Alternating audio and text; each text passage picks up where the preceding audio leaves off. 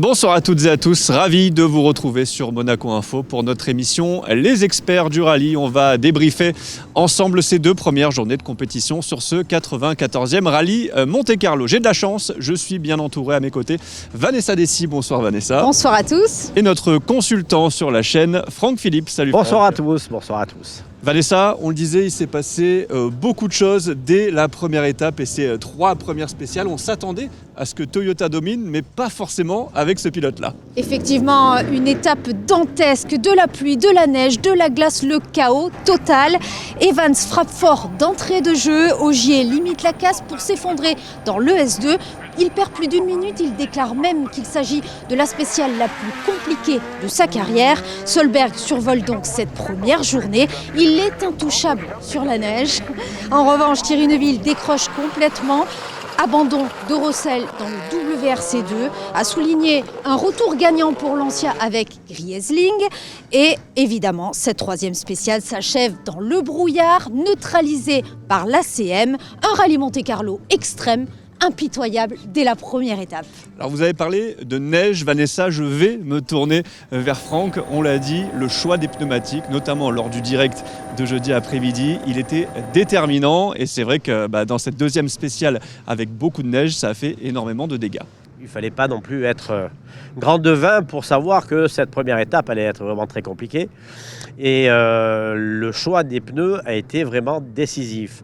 Sauf que ce choix de pneus, mon cher Frédéric, eh bien c'est un petit peu compliqué, non pas par le clou ou pas le clou, le neige ou pas le neige, mais en fait par rapport à la taille du clou. On reste dans la thématique des pneumatiques. Vanessa l'a dit, Ogier a perdu énormément de temps et c'est plein des pneus Hankook. Expliquez-nous un peu cette histoire. Alors déjà, il perd du temps parce que bien évidemment, c'est lui qui a ouvert donc sur la neige, il fait la trace. Et faire la trace, bien évidemment, c'est très compliqué parce que par moment, on a des tas de neige qui sont poussés par-ci, par-là. Donc ouvrir toujours sur la neige, c'est très compliqué. C'est comme dans le sable, comme dans la terre. C'est vraiment très compliqué. D'autant plus que, comme on vient d'en parler, les pneumatiques Hankook, en fait, ils n'ont pas du tout développé les pneus par rapport à l'année dernière. C'est-à-dire que l'année dernière, ils ont atterri dans le championnat du monde des rallyes. La première année, on va dire, c'était pour tester. Et là, cette année, en fait, ils n'ont fait aucun effort sur les pneumatiques. Et là, je trouve ça scandaleux comme Seb Ogier, parce qu'un manufacteur avec un engagement mondial sur un Monte-Carlo, se louper encore dans les gommes, on met la vie en jeu non seulement des pilotes, mais aussi des fois des spectateurs, et ça c'est inacceptable. Alors j'aimerais aussi avoir votre avis sur ce qu'il s'est passé dans l'ES3. Les 8 premiers pilotes ont pu finir la spéciale et avoir un temps, et ensuite on a donné un temps forfaitaire aux autres puisque la spéciale a été annulée tout simplement. Expliquez-nous votre avis, est-ce que c'était une bonne décision pour la sécurité? Il y avait énormément de brouillard, ou est-ce que vous ne validez pas cette décision? Alors c'est vrai que par le passé, il nous est arrivé aussi de faire des spéciales sur la neige, genre le col de Fombelle pour ceux qui s'en rappellent, où il y avait un brouillard à couper au couteau. Il est évident qu'on a pu voir sur certaines images que certains pilotes, comme Solberg, en fait, ont enlevé complètement la rampe de phare avec ces nouveaux projecteurs à LED qui donnent vraiment une luminosité incroyable et ne se servir que des phares d'origine, plus des petits phares qu'on appelle des anti-brouillards. Sauf que après, derrière, il y a eu le brouillard qui s'est intensifié et il a fallu aussi prendre en compte le fait que certains amateurs n'étaient pas vraiment préparés pour entrer dans ces conditions de route qui sont vraiment dantesques, comme on l'a dit tout à l'heure. C'est vraiment un vrai Monte-Carlo comme on l'a connu par le passé. C'est vrai que ça fait quelques années où on est plus sur un rallye asphalte genre Tour de Corse plutôt que dans Monte-Carlo comme on l'a aujourd'hui. Je m'en félicite que le Monte-Carlo soit comme ça aujourd'hui, mais c'est vrai que par sécurité aussi pour les amateurs, qu'on ait neutralisé cette spéciale et qu'on ait donné un temps forfaitaire à tout le monde. Décision logique donc pour notre expert Franck Philips. Voilà pour jeudi, on va se tourner vers Vanessa pour évoquer la journée de vendredi où le jeune Oliver Solberg a bien encore enfoncé le clou. La deuxième journée a confirmé la hiérarchie, 6 spéciales, près de 130 km de chrono, la journée la plus dense du rallye. Sur la neige et la glace, Solberg survole véritablement la course malgré une crevaison. Le Suédois enchaîne les performances hors normes et conserve plus d'une minute d'avance au général, ça c'est énorme. Derrière lui, les Toyota affichent une forme éclatante avec un duo Solberg, Evans, Ogier solidement installé. Côté Hyundai, la journée a viré au cauchemar. Derrière, déjà en retrait, Neuville qui part à la faute et perd plus de 3 minutes malgré l'aide du public. Le Belge recule ainsi à la 5e place. Derrière Fourmeau, le Français cumule problèmes techniques et pénalités. Il s'éloigne définitivement du podium. À l'issue de l'étape, Solberg tient fermement ce rallye Monte-Carlo. Votre avis, Franck, est-ce que c'est déjà fini pour la victoire finale? On sait, il peut se passer énormément de choses sur un Monte-Carlo, mais avec cette avance pour Oliver Solberg face à Ogier qui s'est bien rattrapé, est-ce que Neuville, à plus de 4 minutes, c'est vraiment terminé? Alors pour Neuville, je pense que c'est mort. Après, comme on dit, le Monte-Carlo, ça se gagne uniquement derrière cette arche. Jusqu'à ce qu'on passe cette arche, tout peut arriver. Il est vrai qu'avec 1 minute 8 d'avance, il peut un petit peu gérer. On l'a vu dans la 9, là, il a un petit peu géré. Faut pas oublier qu'on va attaquer de gros morceaux encore demain. Il y a la super spéciale qui va se passer là, d'accord, où il ne faut pas faire de bêtises. Et après, on a notre fameux toboggan du Turini, où tout peut se passer, à savoir que Turini, il y a aussi la Power Stage qui compte. Et donc, il va falloir rester sur la route jusqu'au bout. L'année dernière, on a eu de belles surprises, justement sur la Power Stage. Donc, cette année, il est en bonne voie, on va dire. Mais il n'a pas encore la voie dite princière pour arriver jusqu'ici en tête. Donc, il a encore beaucoup de chemin à faire pour arriver à passer l'arche en vainqueur comme son papa dans les années 90. Voilà donc pour le point sur les rallyes. On va passer avec Vanessa sur les WRC2 avec 2 Français à la bataille pour la victoire. Effectivement, Léo Rossel mène complètement la catégorie. Il a réalisé une très grosse journée avec plus de 40 secondes d'avance sur le duo Camilly Gressling. Et on termine avec un point forcément sur nos concurrents qui représentent la principauté avec vous, Franck. Je sais que vous avez pas mal d'infos à nous donner. Oui, en plus, vous savez que je tiens à cœur de parler de nos pilotes locaux et nationaux. Donc, Christophe Bérard et Christophe Bernabo, ils sont toujours en course.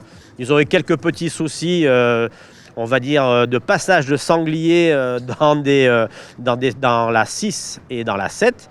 Tout va bien, la voiture fonctionne bien. Ils n'ont pas tapé, donc ça va très bien. Jean-Paul Palmero, pour lui, il fait sa petite course tranquille. D'accord, il n'y a pas de sujet, d'après ce que l'on sait. Malheureusement, pour notre cher Marc, le papa de notre amie Vanessa, il a crevé. Alors vous allez me dire, oui, mais il y a une roue de secours. Sauf que pendant cette étape, on avait droit à avoir 2 roues de secours. Et malheureusement, sur l'Alpine, l'habitacle étant tellement étroit, on n'a pas la place de mettre 2 roues. Donc il a crevé une fois. Et lorsqu'il a crevé la deuxième fois, malheureusement, il n'a pas pu changer la roue de secours. Et donc là, il a dû partir. Enfin, demain, il partira en Super Rallye. C'est un petit peu la chance qu'on a aujourd'hui. C'est-à-dire que si on abandonne pendant une étape, on a le droit de repartir en Super Rallye avec 10 minutes de pénalité. Mais au niveau de Marc, l'important maintenant, c'est de terminer. Et donc, on va dire, Dagemuregu. Voilà donc pour ce point complet sur la journée de vendredi. On va demander le programme du lendemain, de samedi, avec vous Vanessa. Samedi, effectivement, le rallye Monte-Carlo rentre dans une phase décisive avec 4 spéciales au programme. 2 passages exigeants entre La Bréole et Belle Affaire. Près de 30 km chronométrés à parcourir 2 fois. Au milieu, Vaumeil-Claret pour maintenir la pression. Clôture en soirée sur le fameux circuit de Monaco. Court mais piégeux. Une journée longue, intense où la moindre erreur peut coûter très cher. Vous en avez un petit peu parlé de cette super spéciale, ce sera l'ES13. On va regarder tout de suite à quoi s'attendre. C'est le Tour de Franck. Franck, on est sur le port en compagnie d'Éric Barabino, le commissaire général de l'Automobile Club de Monaco, et avec les images de Jean-Alexandre Dordet. Vous le voyez, juste derrière nous, il y a des rails de sécurité. Messieurs, j'ai besoin d'une explication. On est en janvier. On n'a pas avancé le Grand Prix de Formule 1 de Monaco. Pourquoi est-ce qu'on a déjà ces rails de sécurité ici tout au long du tracé du circuit? Bonjour Frédéric, bonjour à tous. Effectivement, comme on l'avait annoncé cet été, il va se passer la super spéciale que l'Automobile Club a remis au programme, donc après 1997 et 2008. Donc cette année, effectivement, on a des rails partout sur la partie basse du circuit, et on est avec le commissaire général Éric Barabino qui va nous expliquer un petit peu le kilométrage et comment ça se passe. Les concurrents partiront du départ où nous sommes, feront 2 tours Et avec l'arrivée juste avant la rascasse, on estime entre 2 et 3 minutes le temps. Et ça va faire 3 km dans ces eaux-là à peu près.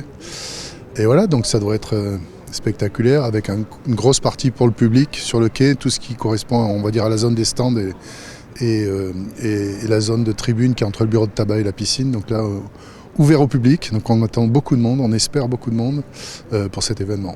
Alors Franck et Eric ne sont pas engagés dans le rallye Monte-Carlo cette année, vous confirmez, mais ils vont quand même mettre un casque et puis sur Monaco Info, ils vont vous proposer cette petite séquence bien sympa, ils vont monter dans la voiture derrière nous et on va vivre ensemble en immersion cette super spéciale.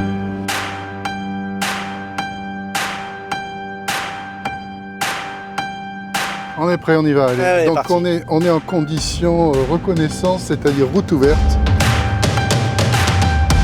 Donc on emprunte un peu le tracé du circuit de Formule 1 avec des petites restrictions. Typiquement, voilà, on arrive sur la première chicane.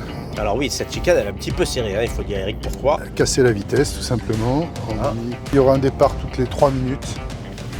Ils feront les 2 tours comme on fait. Si jamais il y a un peu de retard, on décalera le départ du concurrent suivant. Et voilà. Donc il n'y a pas 2 concurrents en même temps sur la piste. Non, à une époque, il y avait une poursuite comme ça, ils partaient à un demi-tour décalé, mais là on ne fait pas, on fait une spéciale vraiment normale. On arrive sur la deuxième chicane qui sera la même chose à la hauteur de la sortie du stand du Grand Prix. Donc là on arrive à Sainte-Dévote, évidemment on ne fait pas le virage comme au Grand Prix et on descend vers le port. Une épingle qui va être spectaculaire parce que normalement tous les pilotes vont les prendre avec le frein à main, il y aura une belle glissade. Ici on repart donc au bureau de tabac. Tout le public sera en haut, là, ce qu'on voit sur la droite. De ce côté, avant et après la piscine, donc il y a énormément d'espace pour le public. C'est un accès gratuit. Gratuit, il faut le préciser. Tout à fait. On se retrouve avec 2 épingles qui vont nous faire aussi, je pense, au frein à main. Voilà, avec des belles pierres comme c'est rallye. C'est vrai, on n'est pas en circuit Des absolument. trous, voilà. Donc là, on est sur le côté extérieur par rapport à la piste. Le tonneau bleu, c'est le donut. Voilà. On va Donc le faire on va doucement. tourner en rond. Voilà. Un seul tour. Ça, c'est la ligne d'arrivée. Et là, on sort tout à droite après la barrière. Voilà donc pour cette super spéciale, on le redit, venez nombreux, c'est gratuit, c'est ouvert à tout le monde et même si la météo est un peu incertaine, ça va être un super spectacle. C'est la fin de cette émission, les experts du rallye Monte-Carlo. Merci beaucoup Franck. Merci Frédéric. Merci aussi Vanessa. Merci beaucoup. Merci à vous tous et à toutes de nous avoir suivis. On se retrouve demain, donc samedi, dès 18h30, la prise d'antenne pour le grand direct et cette super spéciale à vivre en direct sur Monaco Info.